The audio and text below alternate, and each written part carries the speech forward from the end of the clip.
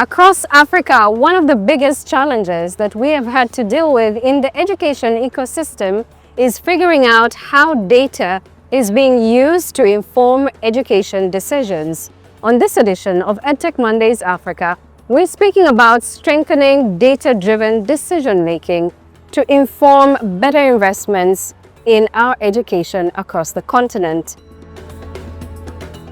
During the last season of EdTech Mondays, we did have a conversation about how data-driven decision-making can impact education ecosystems across the African continent. How are we utilizing this data? Are we investing it in the right places? I'm honored to have with me some very informed and knowledgeable guests on this edition. Mr. Franklin Makuna, who is the Director for Policy, State Department of TVET at the Ministry of Education in Kenya. Deborah Kimathi, who is the Education Workforce and Systems Delivery Lead at Learning Generation Initiative. Shame Bodo, who is the Senior Program Officer at the Association for the Development of Education in Africa. That is ADER. My first question to us all is, how can education systems across the continent bridge the gap between data collection and actionable insight for decision making? I'll start with you, Franklin. Having underscored the importance of data, it is important for us as the Ministry of Education in various African countries and education practitioners to take the importance of collecting data very seriously, because that is where it starts. You must be able to harness and connect the systems that form up your education system to be able to link them up to a place where, from the base, like a pyramid, where we have all the background, the schools, the institutions and all that, all the practitioners coming up to a level where you are at the apex. And this brings in the point of now having, to create systems that will harness that data, bring it to a level that it's able to be sieved through to where you need to make the decisions. That needs connectivity, connecting with the ground, the middle, and at the apex where most policy decisions are made. And that is mostly at the ministerial level where we make those kind of decisions. So it's important to make sure you link up that system all the way from the ground to the apex. You'll be able to have your data collection. I like what my distinguished colleague here has said about data being the lifeblood of education. I think that's really critical.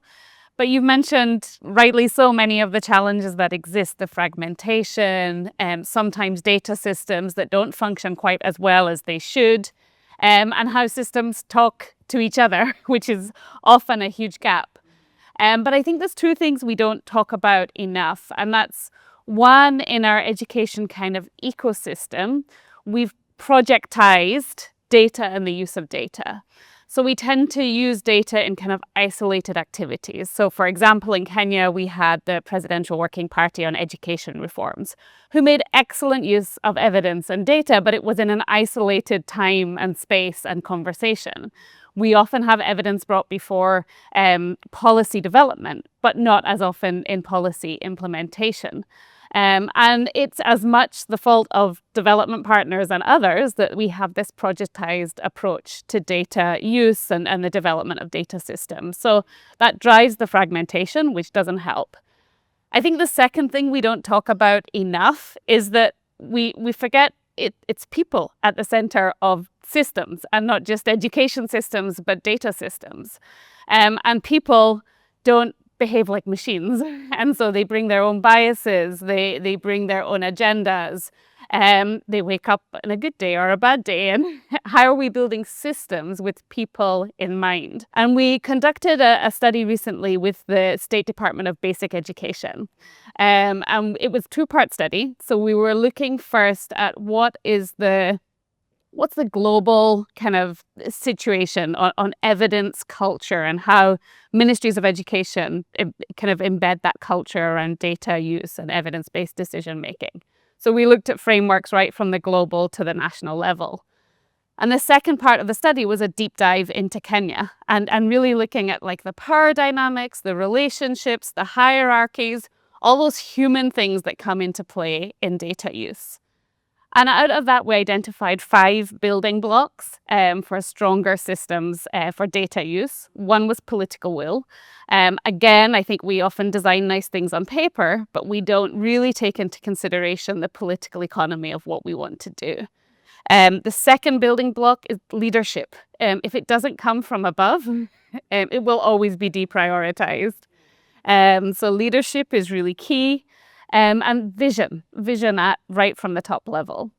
The third thing we identified was norms and routines. So how do we build data into how people function on a day-to-day basis? How do you connect data to procedures, to routines, to decisions that people are already making in ways where it's just fully embedded? And the fourth thing, again, often overlooked, is what's the incentive? And I'm not talking financial incentive, but just why should people care? Again, going back to the nature of humans and how we decide what to do with our time and how to use data. What's our incentive? Do we understand the value of data use? And are we able to kind of unpack those incentives in ways that allow us to leverage them?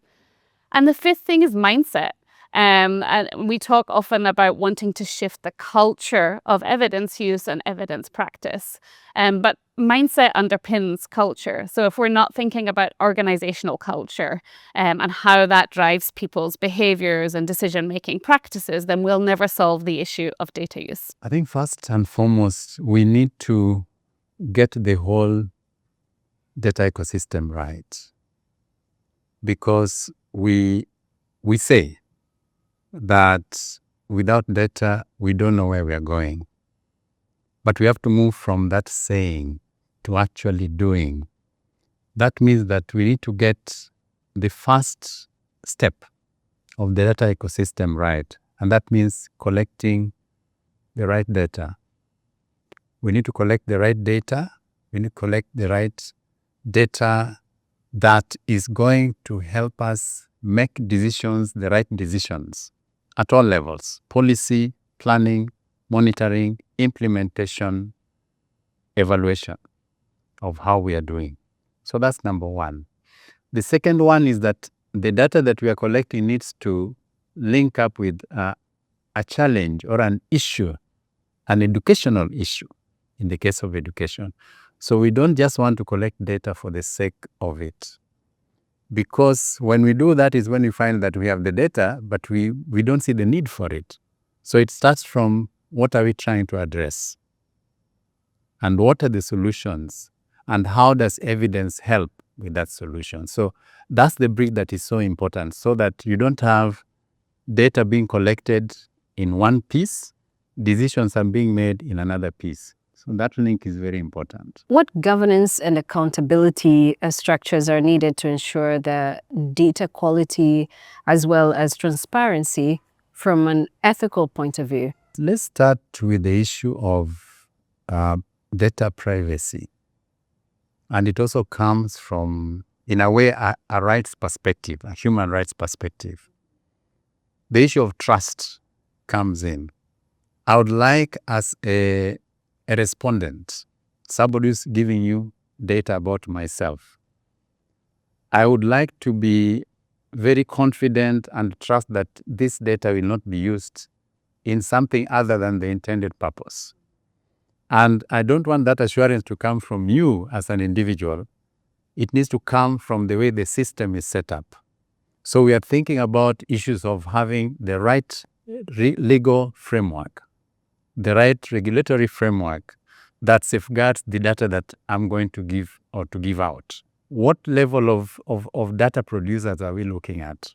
For example, we must make sure that if we are looking for data that is about learners, we have the right ethical clearances in place, we have the right frameworks, legal frameworks in place, because we must safeguard their identity and their privacy. So we need to make sure that the legal frameworks are really in place, and not only in place, because many a times we have these legal frameworks, but they stay for so long without being reviewed. So you have emerging issues. So on the one hand, having detailed data about a learner or a teacher or an educator is good. But it is the use of that data. And that's where the issue of ethics come in. So the benefits actually outweigh, really the challenges that we talk about. So we need to make sure that we address those dangers by putting the right safeguards in place. And so we really promote the use of data for the intended purpose. So it goes back to what I had said earlier. What are we trying to address?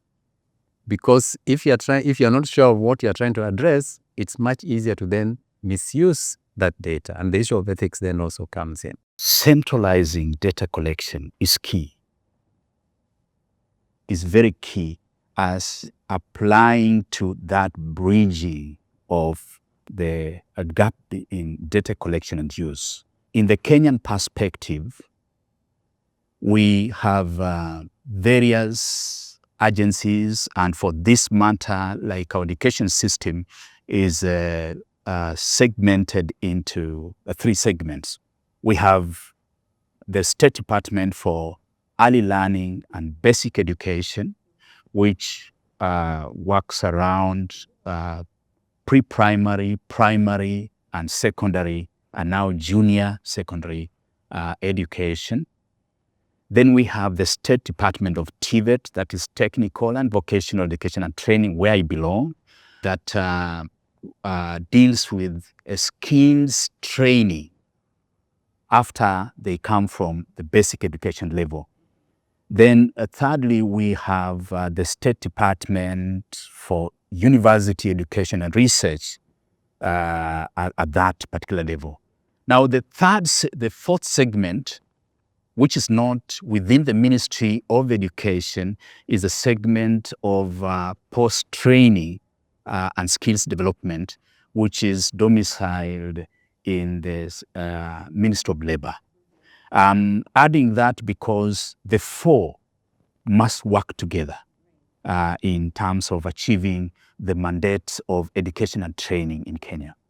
Why I brought all that is the fact that all these subsectors have their own means of collecting data and have set up different education and training management information systems, which don't speak to each other.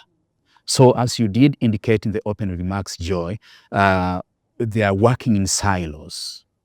Now, the government which I represent has come up with a method of bringing all those information management systems together and form it into one. So in Kenya, we are developing, and we have developed, not developing, but we have developed the Kenya Education Management Information System, KEMIS, which is a one-stop shop where all issues concerning education data would be domiciled. This would bring in basic education, TVET, university, and even the information at the post-trainings and skills development into one-stop shop. And in doing that, we are harnessing all that information and giving the learners a personal identifiable number, where once you get into the system at pre-primary, you'll have one single number which will take you through life's time, that when we want to get some information anywhere across the globe, you just by the click of a button, you are able to get all the information, for example, concerning Frank Mukuna, and where I went to school, the qualifications I was able to get, and what I'm doing at the moment. And that in itself will be able to help solve a number of problems. The silo mandate will be broken. Tracer studies will be made very easy, and also to follow up and be able to know who is where, what skills are we having in plenty, and what skills do we need, where do we have a deficit. In all this, will be bridging that particular gap. Listening to what Frank is saying, there's quite a number of things that are happening in Kenya, for example.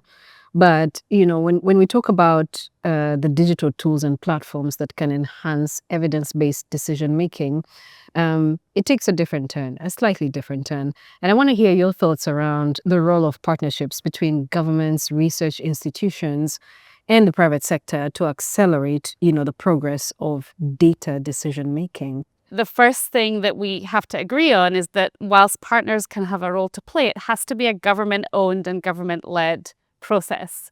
And it's easier said than done, particularly because the development sector has often been led by development, been led by donor agendas. And I think there needs to be an intentionality in kind of stepping back from that norm and allowing governments to really genuinely lead. And I think they're the obvious ways partners can support resources, financial and otherwise, technical assistance. I think those continue to be of critical importance, particularly in resource-constrained environments, the increasingly kind of constrained fiscal landscape that we're all facing. But I think those have to be done with kind of an asset-based approach. Let's understand what strengths there are in government, what initiatives are already there, and how do we build on that? How do we complement? How do we strengthen what's happening? And I also think as partners, we have to push back on the silos, including the ones that as partners we've created. Even partners have incentives, and sometimes those incentives have driven partners to create their own silos and fragmentation.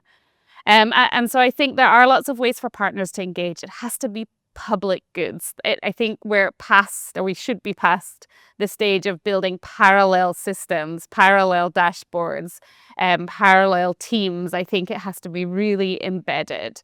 And I think the final thing I would say is that often it's partnerships that bring innovation to the fore. And I think there's lots of space for innovation around this area of data and evidence.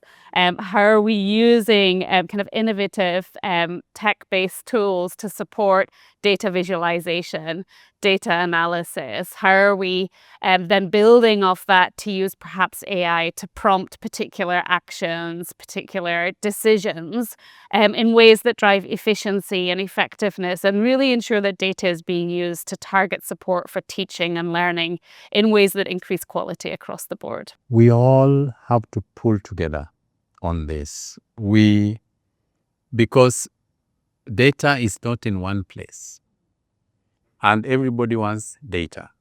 So what would make sense is to try and leverage our different, capacities, so to speak, so that if I'm from the Ministry of Education and I need data about childbirth, for example, I don't need to be the one to go to the ground to get this. I need to link up with the Register of Births and Deaths, for example. If you are looking at issues around nutrition, the Ministry of Education doesn't need to do this. You can get it from the Ministry of Health. If you are looking at issues around financial development issues, then we can go to a partner who is already on the ground. So the point is to make sure that we coordinate our efforts so that at the end of the day, we are speaking about the same data. The danger is when we go to the field and we go say to the countries as different entities, there is likely to have, for the same indicator, different values. And that confuses the users. So we must have a coherent approach, a coordinated approach, so that at the end of the day, for example, government only sees one partner or one image of partnership. So that's very important. But I think the point is that we need all hands on deck because we all want to solve the same issue as prescribed by the Education Ministry when it's an education issue. We are not solving our own issue. We are trying to support the government to address a particular challenge. What investments do we need to put in place where capacity building is concerned that are essential for fostering a more sustainable data culture across and within these bodies of the government where education is being prioritized? I think we have to think about capacity in two ways. So there's the individual capacity. Who's the data user? The teacher, the school leader, and the officer at the national level. And what capacity do they need? But there's also the institutional capacity. So the structures, the systems, the resources within the institution that enable that data-driven decision-making. And I think particularly in the context of technology, which is always moving faster than we can keep up, we have to shift from teaching people the basics of, for example, how to switch on a device, but instead move to what are the mindsets, the competencies, the practices that will really drive the embedding of the use of that device or technology in how they do their work. Because if we tell them how to use a particular device, tomorrow the device has changed, it's been upgraded. But if they really have a deep understanding of the process, the value, what it's supporting, how it's helping them be more effective and efficient in their work, and that has to come from mindset, from competency, from practice, then you're shifting something much deeper that can be sustained over the longer term and despite that kind of pace of change. So I think it's reimagining how we build capacity.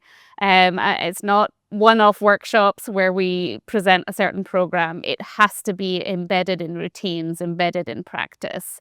And one of the things we did with the Ministry of Education in Kenya, off the back of the study I mentioned, is that we then built together a roadmap to improved evidence practice. And one of those areas focuses in on competency and how it can be consistently developed. And it doesn't talk about workshops, but it talks about peer-to-peer learning. It talks about communities of practice. It talks about mentorship and champions. And I think those are the things we need to think about for kind of modeling excellence in data practice and then being able to see that strength and competency across the board. Franklin, I want to hear your thoughts on this one, the data culture within the ministries and how it's able to then inform even capacity building. What are your thoughts on this one? In the Ministry of Education, we are taking capacity building very seriously in terms of to bring our personnel to speed on what is changing around the world. So we have robust capacity building programs because of the number of programs that are changing in terms of our education system. As you're aware, we changed from what used to be the 8-4-4 system. That is 8 years at primary, 4 years at secondary, and 4 years at university to the CBE, competence-based education. Now, this all needs people, that is our teachers, our personnel at the ministry, to be brought to speed on how can they be able to implement these systems. So we have the programs that run in bringing them to speed.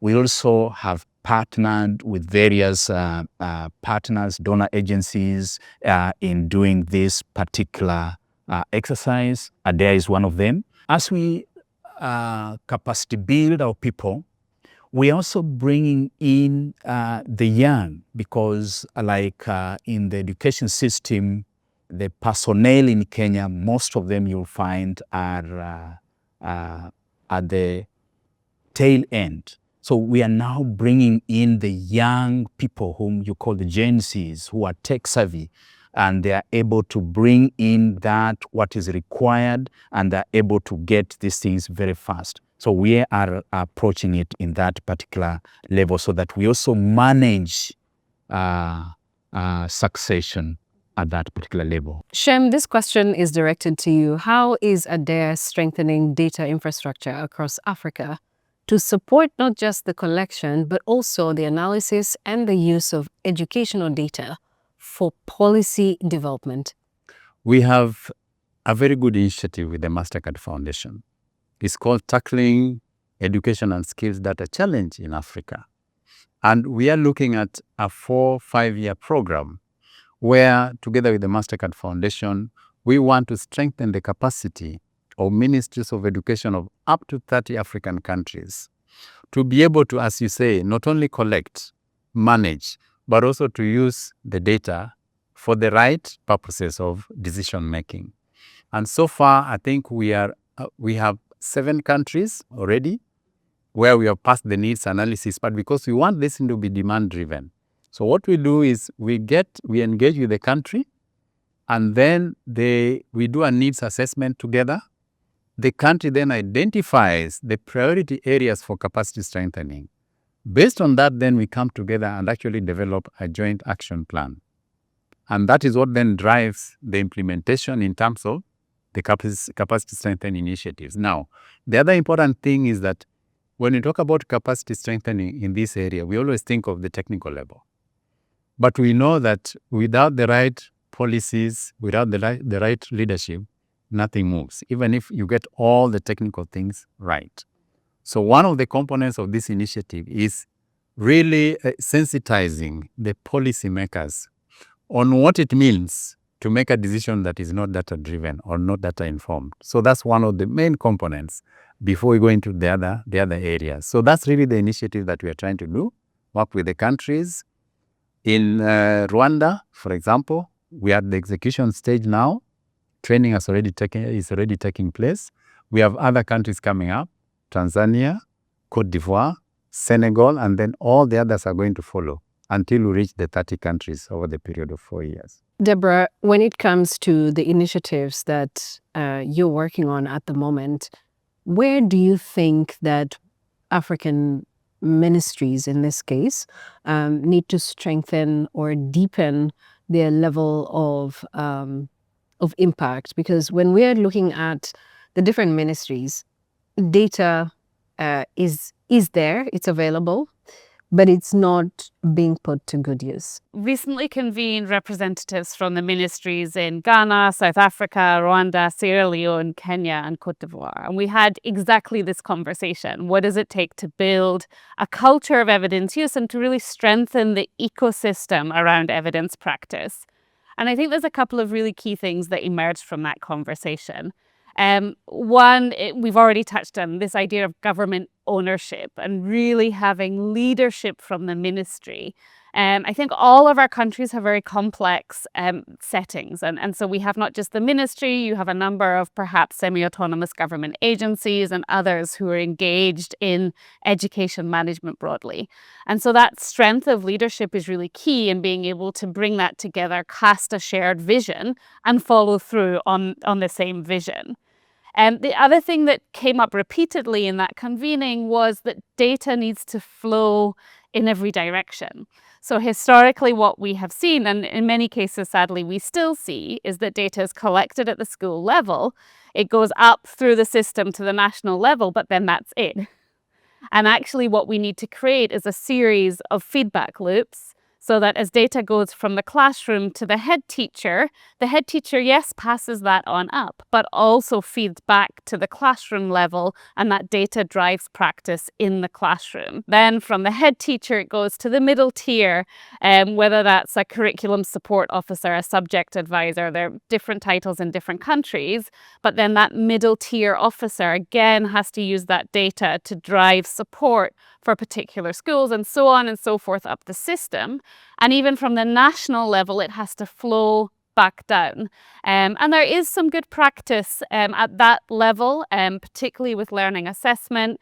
Kenya, for example, is integrating foundational learning benchmarks into classroom observation tools so that it's tracked all the way up through the system, but also so that middle tier officers can give very intentional support at the school and classroom level. So I think how data flows and moves is often something we overlook, but it needs more attention. Again, technology has often siloed rather than brought together.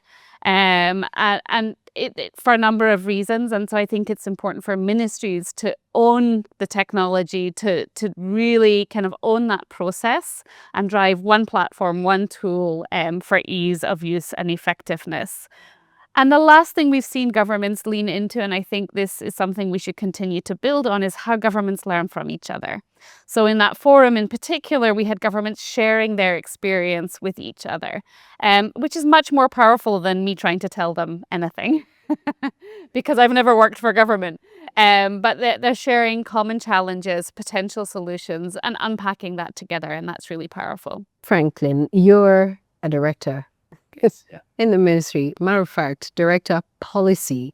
What kind of policies are we coming up with that are then now making sure that we are influencing and guiding development and also guiding decision-making for education backed by the right policies? In Kenya, we are, especially for the State Department of TVET, we are working on ways and means of making sure that, one, our training is the training that would answer to the needs of the industry. And this came out of studies that have been done that proved that what the education and training system was doing before was churning out graduates that would need retraining when they get to the industry and to the labor market. They were not ready, and the training was not in tandem with labor market changes. So we looked at that, and that's why we advised government by policy to be able to look at the training system and change it and tweak it to be able to answer to the needs of the industry. We are also bringing up the aspect of continuous professional development for our trainers, so that there are some who are like my age, who are trained, I can say, with Vasco da Gama for that level. So they need to be in tandem with the things that are happening at the moment. So we brought in the policy of competence-based education and not competence, continuous professional development, where they can be able to go through retooling, reskilling, and all those kind of aspects to make them at par with what is happening at the moment. You understand that not all learning happens in the formal sector. There are people who are talented, not having gone to any school. There are people who have acquired skills through apprenticeship and through non-formal means, but they are able to practice. I want to believe even here in Nigeria and across the African continent, you have people like mechanics who never went to any college, masons and such like and all that, but they cannot be able to get into the formal employment sector because they don't have certificates. Now we are using the policy of recognition of prior learning so that we can be able to examine, test those skills and give them formal certifications, which will bring them speed to be able to compete with the other people. And I believe those are paradigm shifts that will be able to place the Kenyan education system to a level that is internationally competitive. And something that I need to point out that should be a point where most African countries should be able to look at is what I call intentional data, which is a problem. We are experiencing that, and we are correcting that by what I talked about, the NEMI system, where you'll find when you want to give out, you ask for data that is geared towards financing of the institutions, you'll find the numbers are up. Okay. But when it is about where institutions have to contribute to a certain kind of activity, the numbers go down. That's what I call intentional data.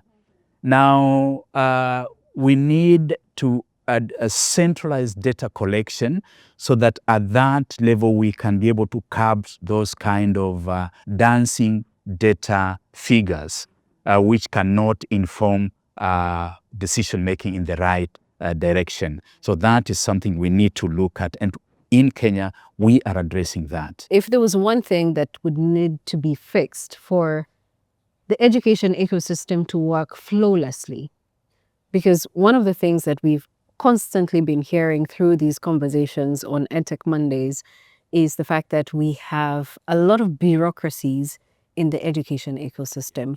But if there's one thing that we really needed to fix for the education ecosystem in Africa to work properly, backed by data-driven decisions, what would that be, Deborah? I think the one thing is that our education system should be learning organizations so that we're not rigid, but we're agile and able to respond. We're able to use data to be proactive in our decision making about teaching and learning.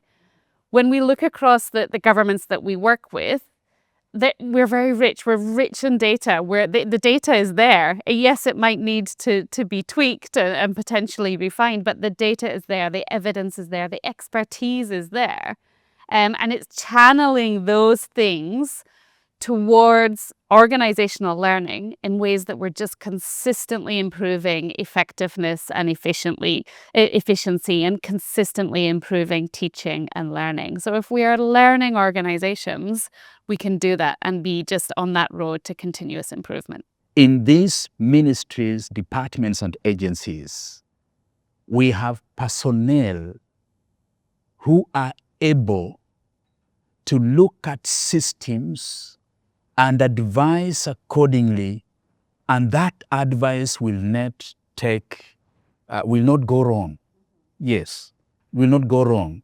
But the problem we have is channeling that decision-making process in a way that it must be this.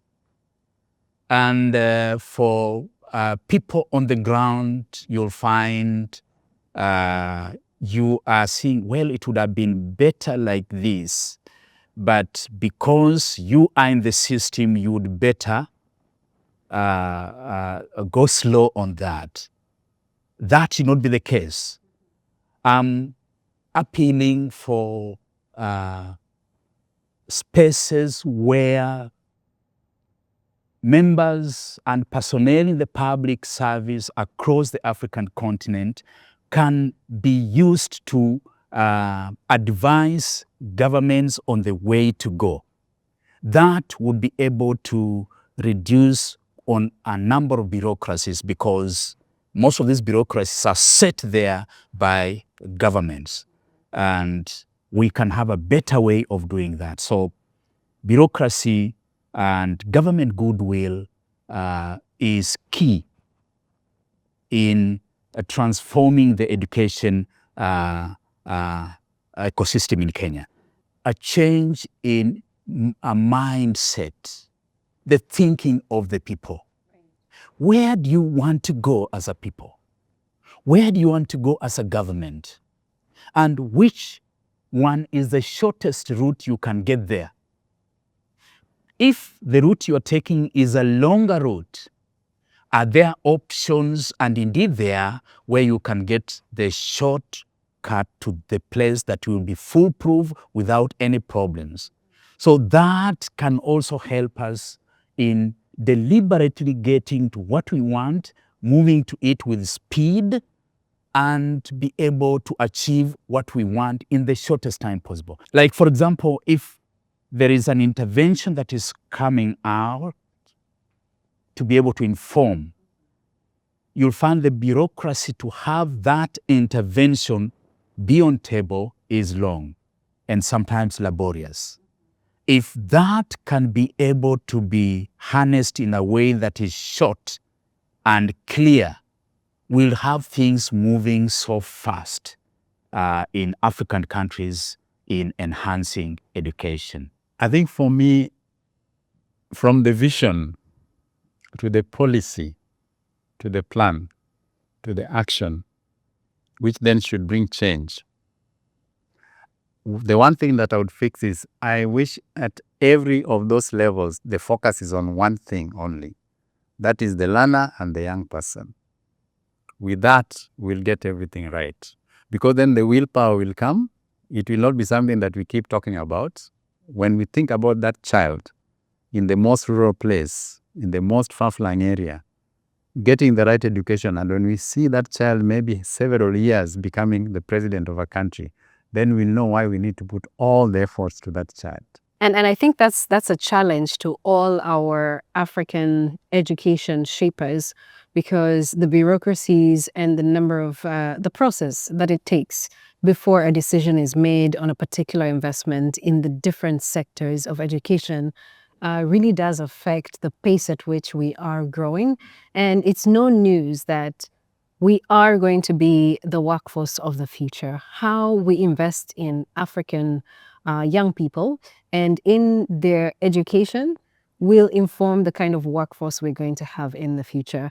And that is why it's important to strengthen our data systems so they're able to inform decisions for education, but also decisions around skilling of the African population. EdTech innovators across Africa are coming up with solutions that can be embedded in our curricula. One of the challenges we are experiencing is the fact that there's slow adoption of these technologies in our education ecosystems. So where is the challenge? What do these EdTech innovators need to do better? How do we create a synergy between them and the policymakers and implementers? Let's hear from these innovators themselves. We believe heavily in data-driven decision making. One of the things that data can really do to bridge the gap between what is the action and decision making is that we make sure that we're collecting the right data at the right levels of decision making. So, for example, with craft education, we're currently building a dashboard for special education. And this dashboard is collecting data from schools and is going to feed into a dashboard that's accessible to members of the ministry. And this is also going to pull or feed into a larger accountability dashboard that is going to make the data accessible, visible to everybody. So what happens when we have this level of data is that we're no longer making decisions in abstract of what's actually happening on the ground. We know that, okay, this school has X number of learners with disability. They have these diverse sets of needs for technology equipment, or even ramps, that they can wheel their chairs into to study in the classrooms. So it really enables us to make decisions thinking about what's actually happening on the ground and what's actually beneficial to the children so that they can learn and thrive. So impact to us looks like a child that has a neurodevelopmental challenge being recognized, being understood, and being supported at their level. So they're no longer seeking help outside of the schools independently, or at least that's not their only option. One of the recommendations from this conversation on strengthening data-driven decision-making is the fact that we need to make sure our ministries of education, or our governments in this case, are being intentional and deliberate about the kind of investments that they are making in the education ecosystem, informed by the already existing data. As they say, Africa is not short of policies. We are short of the implementation of these policies to improve the education ecosystems across the continent. Thank you all for joining us on this edition of EdTech Mondays Africa. I hope that it was as knowledgeable and as insightful as you had hoped. Until the next one, my name is Joy Doreen Bira. Thank you all for watching. We've been coming to you from Accra, Ghana.